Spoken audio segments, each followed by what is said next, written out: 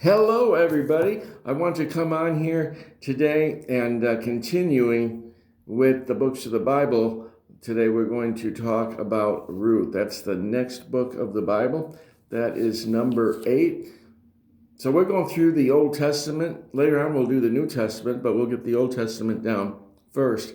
And have you been practicing, kids? Have you been getting it down, memorizing? Here, let's do it together, okay? So you should have 7 down already, and today with Ruth, we'll make number 8. So you ready? Genesis, Exodus, Leviticus, Numbers, Deuteronomy, Joshua, Judges, and say it with me, Ruth. All right. In the book of Ruth, it is a dark and troubled time for a lady in the book by the name of Naomi. A famine came in her area, in her land, and it drove away her family from the land of Israel. Now, do you know what a famine is? A famine is when there is not enough food to go around. There's a real shortage of food, and people can die from, of course, not eating.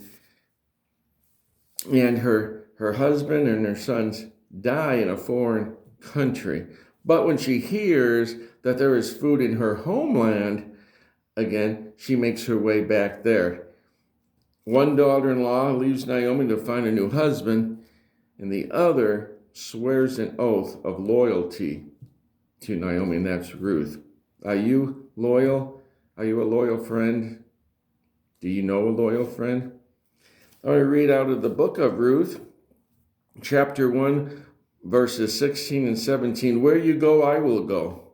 Where you lodge, I will lodge. Your people shall be my people, and your God, my God. Where you die, I will die, and there I will be buried. Thus may the Lord do to me, and worse, if anything but death parts you and me. That's what she's saying to Naomi. That's loyalty. So Ruth's role in the Bible, the book of Ruth, it's a love story, but it's more than just a romance.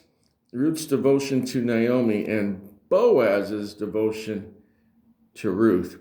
But the greatest love shown in this book is God's love for Naomi and all of Israel.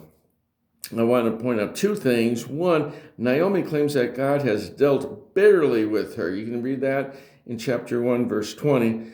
But the story ends with the woman recognizing God's provision for her.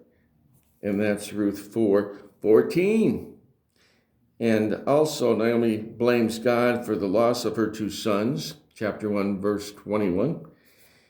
But the book ends, it concludes with Ruth